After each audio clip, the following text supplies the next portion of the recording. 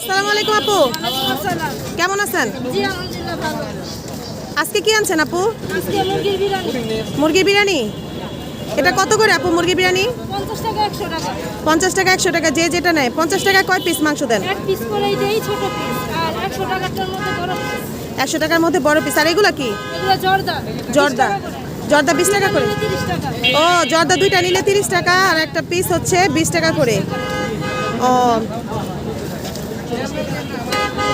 আপুকে এক এক দিন এক এক আইটেম আনেন? জি আর একদিন। তা আপু তো এখানে নতুন, তো এখানে আইসা বিক্রি করে আপনার অনুভূতি কি? বেচা কিনা কেমন আপনার? জি আলহামদুলিল্লাহ। তো এখন থেকে কি রেগুলার এখানে বসবেন? জি রেগুলার আসুন। জেলা পরিষদ মার্কেটে যারা বসতো তারা এখন থেকে সবাই এখানে এই যে রাস্তার দুই পাশে বসে।